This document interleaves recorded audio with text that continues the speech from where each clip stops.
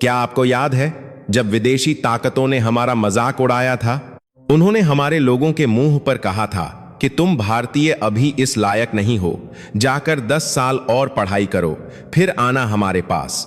सोचिए, जब आपके मुंह पर कोई आपके देश की काबिलियत को गालियां दे तो कैसा लगता है? खून खौल उठता है ना?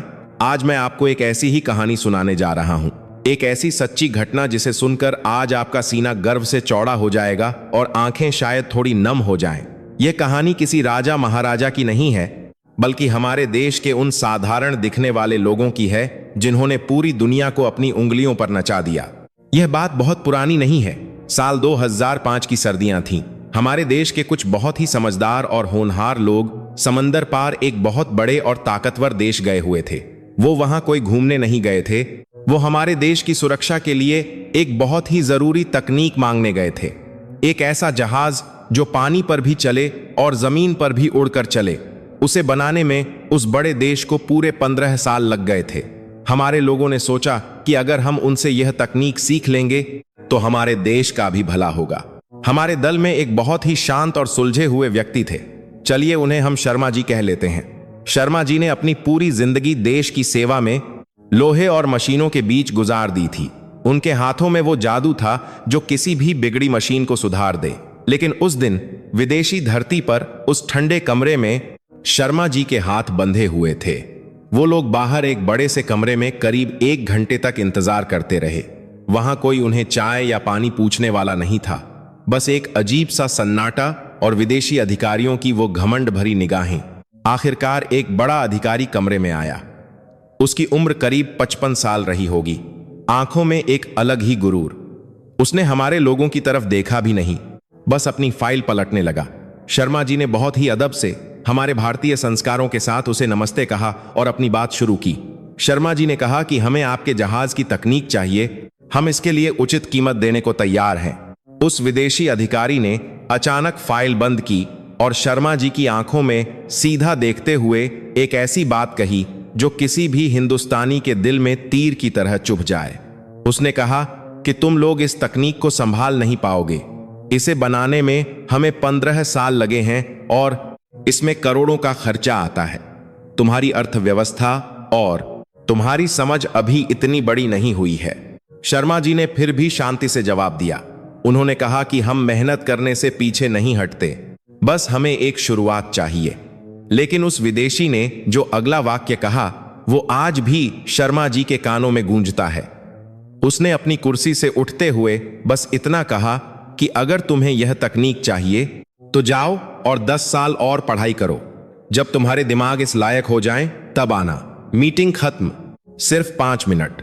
15 घंटे की उड़ान और महीनों की तैयारी सिर्फ 5 मिनट में उस एक आदमी के घमंड के नीचे कुचल दी गई। जब शर्मा जी और उनके साथी वापस अपने होटल के कमरे में आए तो कोई कुछ नहीं बोल रहा था। सबकी नजरें जमीन पर थीं। किसी ने रात का खाना नहीं खाया। उस रात शर्मा जी को नींद नहीं आई। वो खिड़की के पास खड़े होकर उस विदेशी शहर की ऊंची ऊंची इमारतों को देखते रहे। उनके दिमाग में बस एक ही बात घूम रही थी कि क्या वाकई हम इतने कमजोर हैं? क्या हमारे देश की मिट्टी में वो बात नहीं है? क्या हम हमेशा दूसरों के सामने हाथ ही फैलाते रहेंगे? अगले दिन वो लोग वापस अपने देश भारत लौट आए। दिल्ली के हवाई अड्डे पर जब शर्मा जी ने कदम रखा और अपने देश की हवा में सांस ली तो उन्हें एक अजीब सी शांति मिली। लेकिन उनके कंधे भारी थे।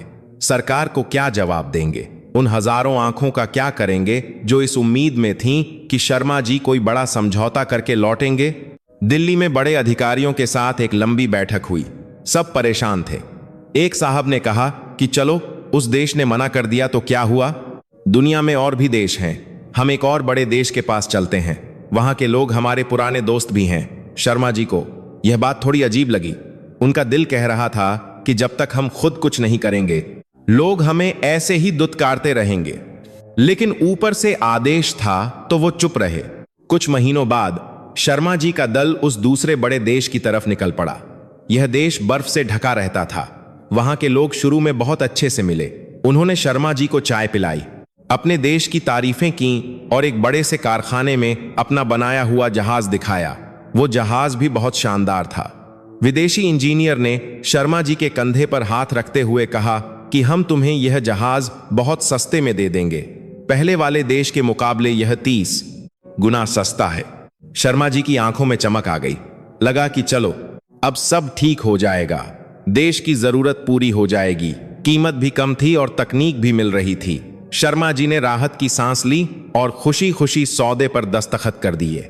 भारत लौटते हुए हवाई जहाज में शर्मा जी सोच रहे थे कि अब वो अपनी पत्नी को जाकर बताएंगे कि उनका काम पूरा हो गया है और वो कुछ दिन आराम कर पाएंगे।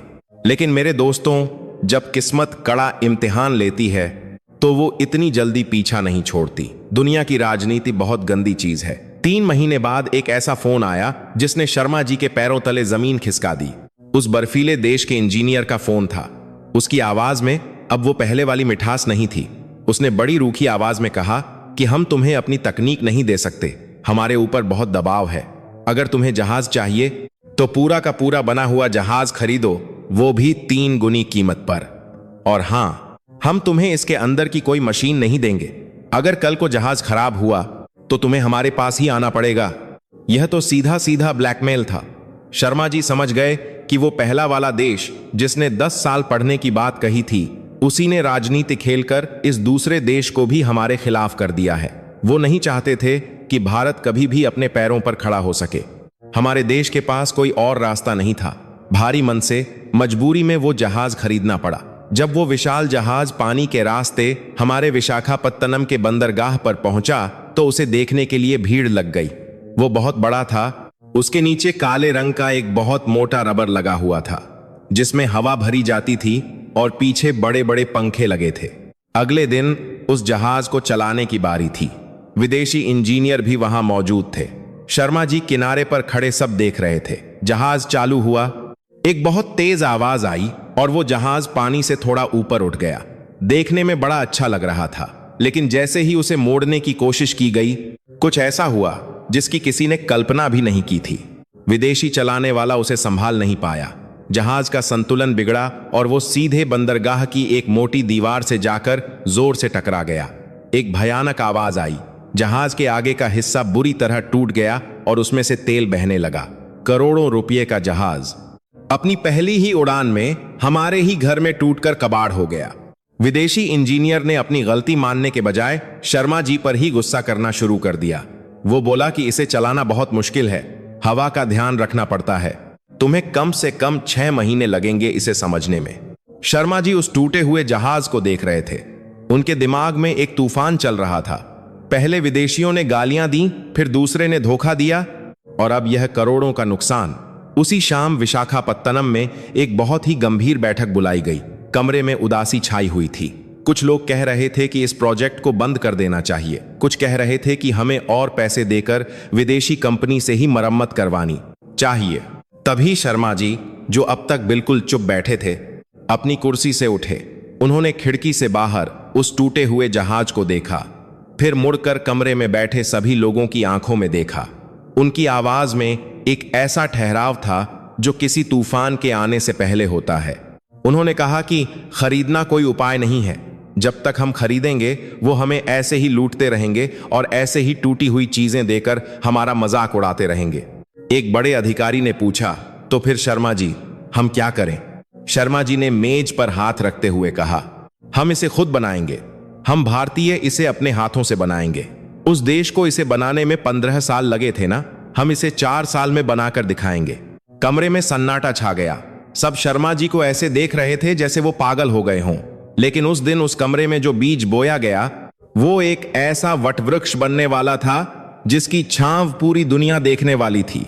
उस रात विशाखापत्तनम में हवा बहुत सर्द थी और समंदर की लहरें ऐसे शोर मचा रही थीं जैसे हमारे हालात पर हंस रही हों। शर्मा जी ने उस बड़े कमरे में यह तो कह दिया था कि हम विदेशियों के 15 साल के काम को 4 साल में करके दिखाएंगे, लेकिन जो बात जुबान से कहना आसान होती है उसे जमीन पर उतारना उतना ही मुश्किल होता है। बैठक खत्म होने के बाद बाहर दालान में शर्मा जी के एक बहुत पुराने साथी खड़े थे। उनका नाम मिश्रा जी था। मिश्रा जी के बालों में सफेदी उनके तजुर्बे की गवाही देती थी।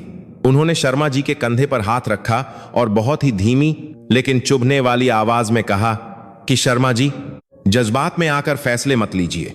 जिस चीज को बनाने में उन ताकतवर देशों का पसीना छूट गया, उसे हम अपने इन पुराने औजारों और टूटे हुए कारखानों में कैसे बनाएंगे? अगर हम नाकाम हो गए तो सोचिए, पूरे देश में हमारी कितनी बदनामी होगी। सरकार जवाब मांगेगी और हम कहीं मुंह दिखाने लायक नहीं रहेंगे। शर्मा जी ने कोई जवाब नहीं दिया। वो बस अंधेरे में उस टूटे हुए जहाज को देखते रहे। मिश्रा जी की बात में सच्चाई थी, लेकिन शर्मा जी का दिल हार मानने को तैयार नहीं था। अगली सुबह जब शर्मा जी अपने छोटे से दफ्तर पहुंचे तो एक और बुरी खबर उनका इंतजार कर रही थी। उनकी टीम में जो 5 सबसे होनहार नौजवान थे, उनमें से 3 ने काम पर आने से मना कर दिया। उनके चेहरों पर डर था। एक ने शर्मा जी से कहा कि सर, मेरे ऊपर परिवार की जिम्मेदारी है। अगर यह काम फेल हो गया तो मेरी नौकरी चली जाएगी और मेरे बच्चे सड़क पर आ जाएंगे। मैं यह खतरा मोल नहीं ले सकता। शर्मा जी ने किसी को रोका नहीं। वो जानते थे कि डर इंसान को बहुत कमजोर बना देता है। अब उस बड़े से दफ्तर में सिर्फ 2 लोग बचे थे, एक शर्मा जी और दूसरा एक बहुत ही सीधा साधा नौजवान जिसका नाम राजू था। राजू हमारे उत्तर प्रदेश के एक छोटे से गांव से आया था। उसके पिता एक गरीब किसान थे जो दिन रात मिट्टी में खून पसीना एक करते थे। राजू ने देखा कि शर्मा जी बहुत उदास हैं। वो धीरे से उनके पास गया और बोला, शर्मा जी, आप चिंता मत करिए। मेरे बाबूजी हमेशा कहते हैं कि जब गांव में सूखा पड़ता है और आसमान से पानी नहीं बरसता तो हम किसान खेत छोड़कर भागते नहीं हैं, हम और गहरी मिट्टी खोदते हैं ताकि नीचे से पानी निकल आए। आज हमारे ऊपर भी सूखा पड़ा है, तो क्या हुआ, हम अपना कुआं खुद खोदेंगे। एक साधारण से गांव वाले लड़के की इस बात ने शर्मा जी के अंदर जैसे आग लगा दी। उनकी आंखों में आंसू आ गए और उन्होंने राजू को गले लगा लिया। अब यह लड़ाई सिर्फ एक जहाज बनाने की नहीं रह गई थी, यह लड़ाई हमारे देश के स्वाभिमान की थी। शर्मा जी और राजू ने अपनी कमर कस ली। सबसे पहले उन्हें यह समझना था कि वो विदेशी जहाज आखिर पानी के ऊपर उड़ता कैसे है। उन्होंने उस टूटे हुए जहाज के एक एक पुर्जे को खोला, दिन रात बिना सोए, बिना खाए पिए। शर्मा जी की पत्नी रोज रात को डिब्बे में रोटियां और आम का अचार भेजती थीं, जिसे दोनों मशीन के तेल से सने हाथों से ही खा लेते थे। सबसे बड़ी परेशानी वो मोटा पर्दा था जो जहाज के नीचे लगा होता है। विदेशी लोग उसे बहुत खास रबर से बनाते थे ताकि वो हवा को रोक सके और फटे भी नहीं। जब शर्मा जी ने देश के बड़े बड़े कारखानों से बात की तो सबने हाथ खड़े कर दिए। उन्होंने कहा कि ऐसा कपड़ा और ऐसा रबर तो भारत में बनता ही नहीं है। हर तरफ से निराशा मिल रही थी। एक दिन राजू और शर्मा जी कानपुर की एक तंग गली में एक छोटी सी चाय की दुकान पर बैठे थे। सामने एक पुरानी सूती कपड़ा बुनने वाली मिल थी। चाय वाले ने कुल्हड़ में गर्मा गर्म चाय देते हुए कहा कि साहब, क्या सोच रहे हो इतनी गहराई में। शर्मा जी ने यूं ही मुस्कुराते हुए कह दिया कि एक ऐसा कपड़ा ढूंढ रहे हैं जो लोहे से भी ज्यादा मजबूत हो और कागज से भी ज्यादा हल्का हो। चाय वाले ने हंसते हुए कहा कि साहब, आप पढ़े लिखे लोग भी कैसी बात करते हो। हमारे यहाँ का कारीगर अगर अपनी पर आ जाए तो वो हवा को भी धागे में बांध दे। आप जाकर उस मिल के पुराने मास्टर जी से मिलिए। चाय वाले की यह बात मजाक में कही गई थी, लेकिन शर्मा जी के दिमाग में एक घंटी बजी। वो राजू को लेकर सीधा उस पुरानी मिल के अंदर गए। वहां मशीनों की खटखट आवाज के बीच एक 60 साल के बुजुर्ग कारीगर बैठे थे जो चश्मा नाक पर टिकाए धागों को बारीकी से देख रहे थे। शर्मा जी ने उन्हें अपनी परेशानी बताई। बुजुर्ग कारीगर ने कुछ देर सोचा, फिर उन्होंने अपनी पान की पीक थूकी और कहा कि बाबूजी, आप जिस रबर की बात कर रहे हैं वो विदेशियों के लिए बड़ी चीज होगी। हमारे यहाँ तो सदियों से सूत और रेशम को मिलाकर ऐसा कपड़ा बुना जाता है जिसे तलवार भी आसानी से नहीं काट सकती। अगर हम उसमें थोड़ा सा नायलॉन मिला दें और उसे खास तरह के रसायन में डुबोएं तो वो आपके जहाज का पर्दा बन सकता है। शर्मा जी को अपनी कानों पर यकीन नहीं हुआ। जो जवाब देश के बड़े बड़े वैज्ञानिक नहीं दे पाए, वो एक साधारण से कपड़ा बुनने वाले कारीगर ने दे दिया था। उन्होंने तुरंत उस मास्टर जी के साथ मिलकर काम शुरू कर दिया। वो भयंकर गर्मी के दिन थे। टिन की छत के नीचे भट्टी जैसी गर्मी में वो लोग पसीने से नहाए हुए नए तरह का कपड़ा बनाने में जुट गए। 1 बार, 2 बार, 10 बार कपड़ा फट गया। लोग उन पर हंसने लगे कि देखो, चले हैं विदेशियों की नकल करने। लेकिन वो रुके नहीं। एक रात जब पूरा शहर सो रहा था, मास्टर जी ने एक नया कपड़ा तैयार किया। वो बहुत पतला था, लेकिन जब उसे मशीन पर खींचकर देखा गया तो वो टस से मस नहीं हुआ। उन्होंने उस पर दबाव डाला, उसे पानी में डुबोया, सब कुछ किया। वो कपड़ा एकदम सही साबित हुआ। राजू खुशी से उछल पड़ा। विदेशी जहाज का जो पर्दा 100 घंटे में फट जाता था, हमारे भारतीय कारीगरों का बनाया हुआ यह देसी पर्दा 500 घंटे तक बिना खरोंच आए टिक सकता था।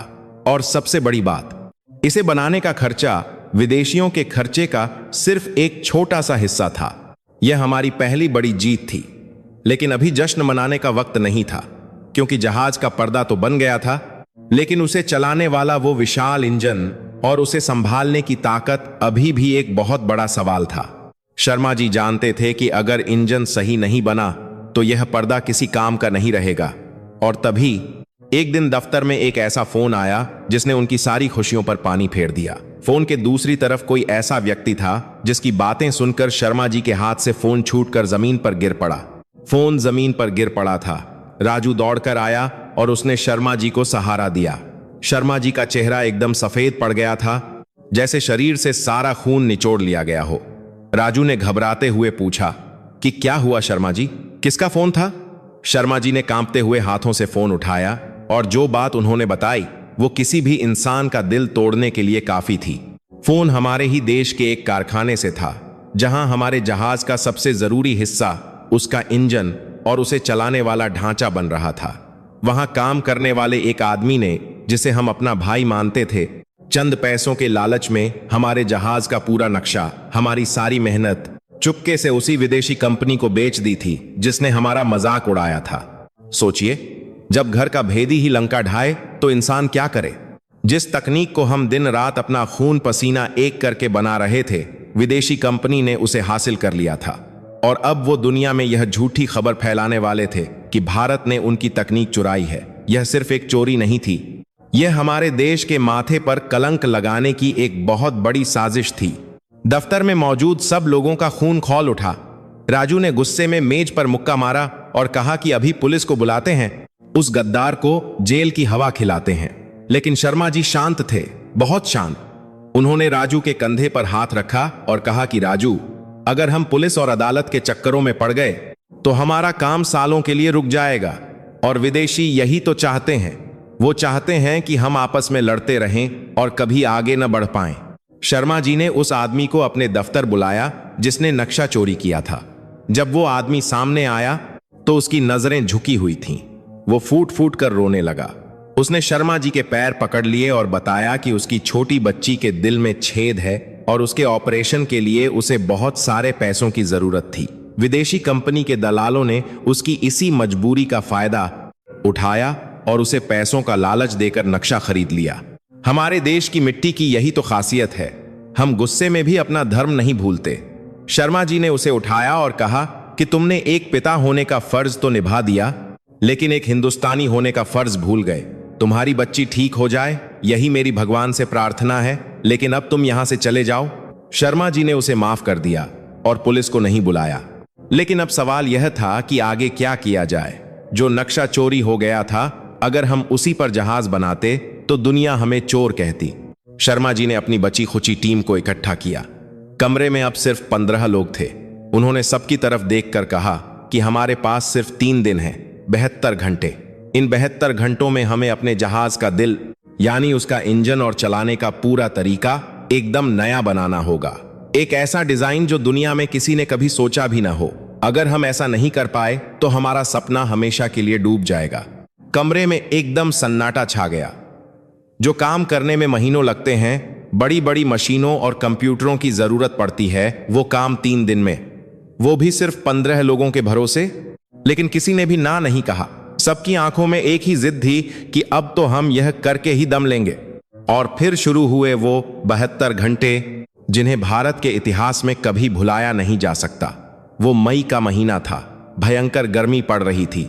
दफ्तर के पुराने पंखे सिर्फ गर्म हवा फेंक रहे थे।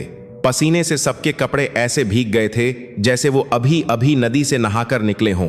लेकिन कोई अपनी खानसम को कई नदी से नहाकर, लेकिन कोई अपनी बड़ा की हवा में जगह से नहीं हिला। कागजों के ढेर लग गए। हर कोई कुछ न कुछ हिसाब लगा रहा था। कोई जहाज का वजन तौल रहा था, कोई पंखों की दिशा तय कर रहा था। बाहर सड़क पर गाड़ियों का शोर था, लेकिन अंदर सिर्फ पेंसिलों के चलने की आवाज आ रही थी। दोपहर हुई, शाम हुई, रात हो गई। किसी ने खाना नहीं खाया। पास के एक ढाबे वाले को जब पता चला कि यहां देश के लिए कुछ बड़ा काम हो रहा है, तो वो खुद अपनी साइकिल पर दाल, रोटी और चाय लेकर आ गया। उसने कहा कि बाबूजी, पैसे मत देना, यह इस गरीब की तरफ से देश के लिए छोटा सा दान है। रात के 2 बज रहे थे। कुछ लोगों की आंखें नींद से भारी हो रही थीं। कोई जमीन पर ही पुराने अखबार बिछाकर लेट गया, तो कोई कुर्सी पर ही सिर टिकाकर सो गया। लेकिन शर्मा जी की आंखें खुली थीं। वो एक बहुत बड़ी मुश्किल में फंस गए थे। नए डिजाइन में जब वो जहाज की रफ्तार बढ़ा रहे थे, तो इंजन बहुत ज्यादा गर्म हो रहा था। अगर ऐसा ही रहा तो समंदर के बीच में जहाज में आग लग सकती थी। अगला पूरा दिन उसी परेशानी को सुलझाने में निकल गया। सबने हार मान ली थी। लग रहा था कि अब कुछ नहीं हो सकता। तभी राजू, जो गांव से आया था, उसने एक बहुत ही साधारण सी बात कही। उसने कहा कि शर्मा जी, जब हमारे गांव में ट्रैक्टर का इंजन गर्म होता है, तो हम पानी का पाइप सीधा इंजन पर नहीं मारते, हम एक छोटा सा पंखा लगा देते हैं जो बाहर की ठंडी हवा को अंदर खींचता है। शर्मा जी उछल पड़े। इतनी बड़ी परेशानी का इतना सीधा सा जवाब। उन्होंने तुरंत डिजाइन में बदलाव किया।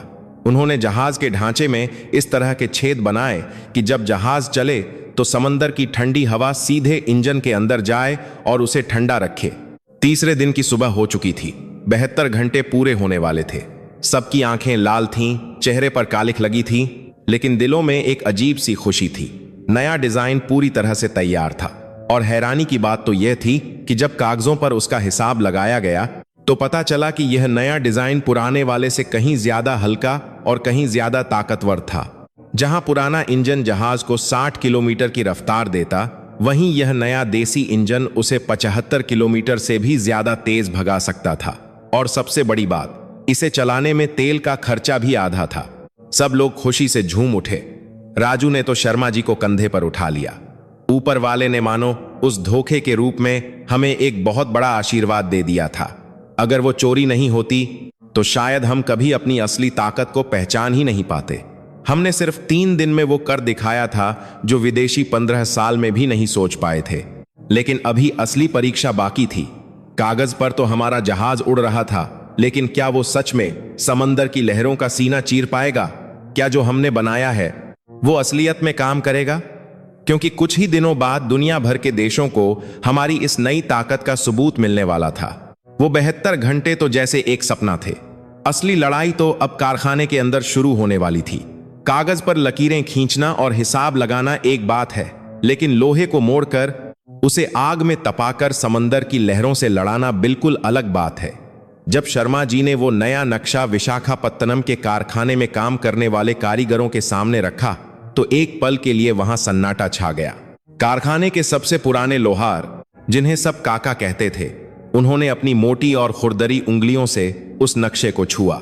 काका ने अपनी जिंदगी में बड़े बड़े जहाज बनाए थे, लेकिन ऐसा ढांचा उन्होंने पहले कभी नहीं देखा था। उन्होंने शर्मा जी की तरफ देखा और कहा कि बाबूजी, यह जो आपने बनाया है, इसे लोहे में ढालना बच्चों का खेल नहीं है। इसमें अगर बाल बराबर भी चूक हो गई तो पूरा जहाज समंदर में समा जाएगा। शर्मा जी ने काका के दोनों हाथ अपने हाथों में ले लिए। उन्होंने कहा कि काका, यह सिर्फ लोहे का ढांचा नहीं है, यह हमारे देश की इज्जत है। क्या हमारे हाथों में इतनी ताकत नहीं कि हम अपने ही देश का एक जहाज बना सकें? काका की आंखों में एक चमक आ गई। उन्होंने अपना हथौड़ा उठाया और पूरी ताकत से निहाई पर मारा। उस हथौड़े की आवाज पूरे कारखाने में गूंज उठी। काका ने कहा कि जब बात देश की इज्जत की हो तो हम अपनी जान भी लगा देंगे। आप बस हुक्म कीजिए। और फिर जो शुरू हुआ वो किसी महायज्ञ से कम नहीं था। कारखाने की चिमनियां दिन रात आग उगलने लगीं।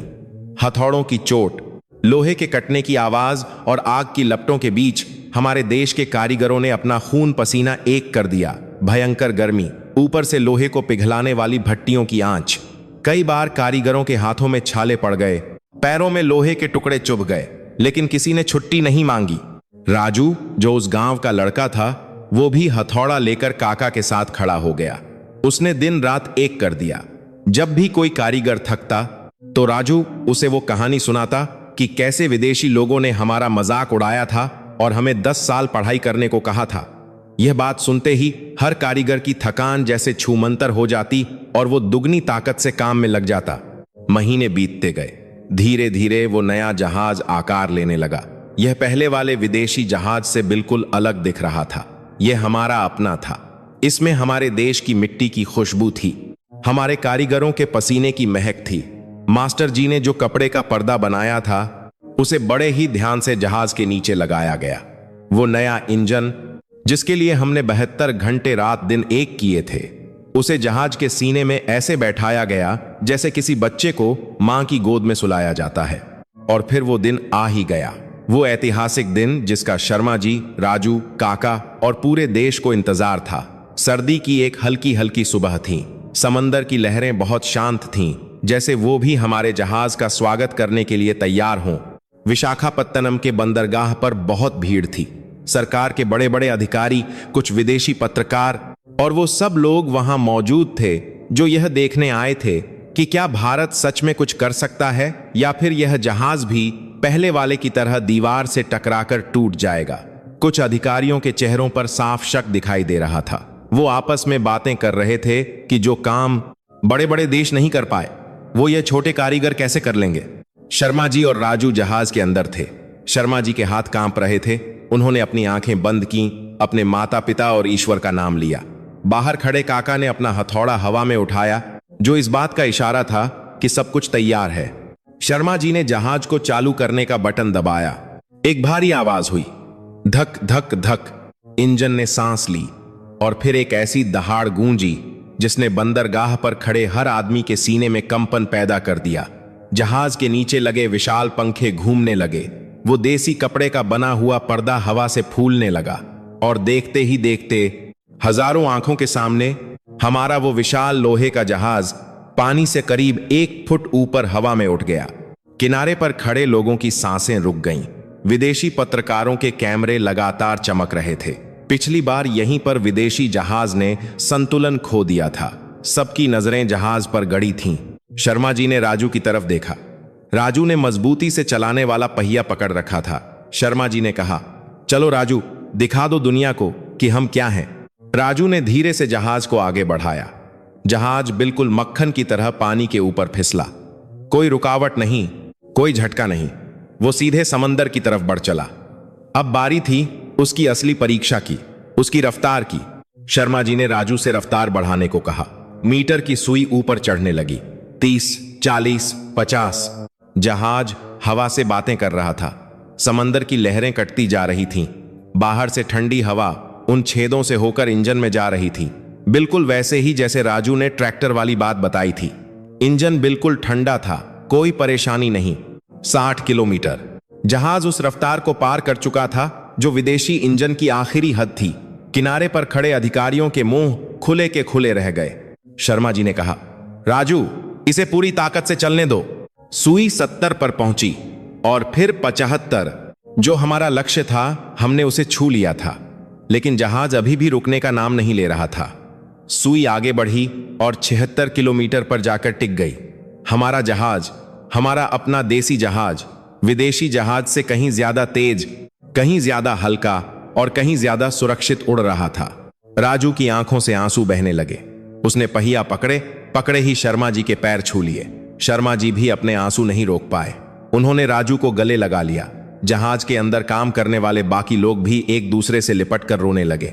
यह सिर्फ एक आंख हो, लेकिन उनका काम तक करता हो और मान का नौमी लगाता पकड़े हो। जहाज की कामयाबी नहीं थी, यह उन गालियों का जवाब था जो हमें दी गई थीं। यह हमारे काका जैसे कारीगरों के पसीने की जीत थी। यह हमारे मास्टर जी के उस बुने हुए कपड़े की जीत थी। जब जहाज समंदर का चक्कर लगाकर वापस बंदरगाह पर लौटा और बहुत ही आसानी से किनारे पर रुका, तो वहां खड़े हजारों लोगों ने तालियों की ऐसी गड़गड़ाहट की कि समंदर का शोर भी उसके आगे फीका पड़ गया। जो अधिकारी कल तक शक कर रहे थे, वो भागकर जहाज के पास आए और शर्मा जी को कंधे पर उठा लिया। काका अपना हथौड़ा लिए दूर खड़े मुस्कुरा रहे थे। उनके चेहरे की झुर्रियों में आज एक अलग ही सुकून था।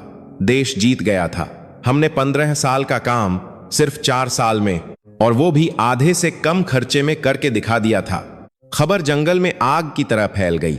दिल्ली से लेकर दुनिया के बड़े बड़े देशों तक यह खबर पहुंच गई कि भारत ने अपना खुद का हवा पर उड़ने वाला जहाज बना लिया है। लेकिन मेरे दोस्तों, कहानी अभी खत्म नहीं हुई थी। असली मजा तो अभी आना बाकी था, क्योंकि जब यह खबर समंदर पार उस देश में पहुंची जिसने शर्मा जी से कहा था कि जाकर 10 साल पढ़ाई करो, तो उनके पैरों तले जमीन खिसक गई। कुछ महीनों बाद दुनिया के सबसे बड़े हथियारों और जहाजों का एक मेला लगने वाला था। एक ऐसा मेला जहां दुनिया के सारे ताकतवर देश अपनी अपनी मशीनें दिखाने आते थे। उस मेले का न्योता हमारे भारत को भी मिला और अब हमें अपना यह जहाज लेकर उसी देश में जाना था, उसी धरती पर, और उन्हीं लोगों की आंखों में आंखें डालकर यह साबित करना था कि हम कौन हैं। क्या वो विदेशी लोग अपनी हार इतनी आसानी से मान लेंगे, या वो भरे बाजार में कोई नई साजिश रचेंगे? जब हमारा यह देसी जहाज उन चमकते हुए विदेशी जहाजों के बीच खड़ा होगा तो क्या होगा? 7 साल, पूरे 7 साल बीत चुके थे उस दिन को जब शर्मा जी को उस ठंडे कमरे में जलील करके निकाला गया था, और आज किस्मत का पहिया पूरा घूम चुका था। शर्मा जी, राजू और हमारे देश के कुछ और होनहार लोग उसी देश की धरती पर दोबारा खड़े थे, लेकिन इस बार वो कुछ मांगने नहीं गए थे, बल्कि दुनिया को यह दिखाने गए थे कि भारत क्या चीज है। समंदर के किनारे दुनिया का सबसे बड़ा मेला लगा हुआ था। वहां एक से बढ़कर एक ताकतवर देशों ने अपने लोहे के विशाल जानवर पानी में उतारे हुए थे। कोई अपनी रफ्तार की डींगे हाँक रहा था तो कोई अपनी ताकत की। उन चमचमाते हुए कंप्यूटरों से लैस जहाजों के बीच हमारा देसी जहाज भी खड़ा था। देखने में वो शायद उतना सजा धजा नहीं था, लेकिन उसकी बनावट में एक ऐसा भारीपन और सच्चाई थी जो हर किसी की आंखों को अपनी तरफ खींच रही थी। मेले का दूसरा दिन था। शर्मा जी अपने जहाज के पास खड़े थे कि तभी भीड़ में से एक जाना पहचाना चेहरा उनकी तरफ बढ़ता हुआ दिखाई दिया। वो वही विदेशी अधिकारी था जिसने 7 साल पहले शर्मा जी से कहा था कि जाकर 10 साल पढ़ाई करो। अब उसकी उम्र 60 के पार हो चुकी थी, बालों में सफेदी आ गई थी, लेकिन आंखों में वो पुरानी वाली चमक अभी भी थी। वो शर्मा जी के पास आया। उसने कुछ नहीं कहा, बस चुपचाप हमारे जहाज को देखने लगा। वो कभी जहाज के नीचे लगे उस सूती और रेशमी कपड़े के पर्दे को छूकर देखता, तो कभी इंजन में हवा जाने वाले उन छेदों को गौर से निहारता। करीब आधे घंटे तक वो बिना कुछ बोले हमारे जहाज का कोना कोना छानता रहा। शर्मा जी और राजू बहुत शांति से उसे देखते रहे। शर्मा जी, ओम ने आखिरकार उस अधिकारी ने शर्मा जी की तरफ देखा। उसकी आवाज में अब वो घमंड नहीं था, बल्कि एक अजीब सी हैरानी थी। उसने पूछा, यह नीचे जो पर्दा लगा है यह किस चीज का बना है? हमारा रबर तो 100 घंटे में फट जाता है। सुना है तुम्हारा यह पर्दा 800 घंटे तक चलता है। शर्मा जी ने हल्की सी मुस्कान के साथ जवाब दिया कि यह पर्दा किसी बड़ी प्रयोगशाला में नहीं बना है। यह हमारे देश के उन कारीगरों ने अपने हाथों से बुना है जो पीढ़ियों से कपड़ा बुनते आ रहे हैं। इसमें हमारी पुरानी समझ और नई सोच दोनों का धागा पिरोया हुआ है। विदेशी अधिकारी की आंखें फटी की फटी रह गईं। उसने फिर पूछा, और यह इंजन, तुमने इसे ठंडा रखने के लिए कोई महंगी मशीन नहीं लगाई? फिर भी यह इतनी तेज रफ्तार पर गर्म क्यों नहीं होता? इस बार राजू आगे आया। उसने बड़े गर्व से कहा कि साहब, हमारे गांव में जब खेत जोतते वक्त ट्रैक्टर गर्म होता है तो हम हवा का रास्ता बनाते हैं। हमने अपने इस जहाज में भी वही गांव वाला तरीका लगाया है। समंदर की ठंडी हवा ही हमारे इंजन की दवा है। वो विदेशी अधिकारी कुछ देर तक सुन्न खड़ा रहा। उसने शर्मा जी की आंखों में देखा और फिर जो कहा उसने हमारे सारे घावों पर जैसे मरहम लगा दिया। उसने अपना सिर झुकाया और कहा कि शर्मा जी, मैंने 7 साल पहले कहा था कि तुम्हें यह तकनीक समझने में 10 साल लगेंगे, लेकिन तुमने तो सिर्फ 4 साल में हमें ही पढ़ा दिया। हमने करोड़ों बहाए, फिर भी हमारा जहाज तुम्हारे इस सादे से जहाज के आगे कुछ नहीं है। तुम लोगों ने साबित कर दिया कि जब कोई रास्ता नहीं बचता तो इंसान अपना रास्ता खुद बनाता है। मैं अपनी उस दिन की बात के लिए माफी मांगता हूं।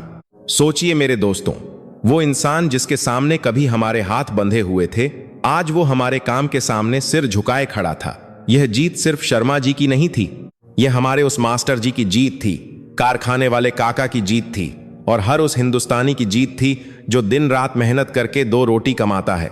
लेकिन अभी एक और पुरानी उधारी चुकानी बाकी थी। उसी शाम शर्मा जी जब अपने ठिकाने पर चाय पी रहे थे तो दरवाजे पर दस्तक हुई।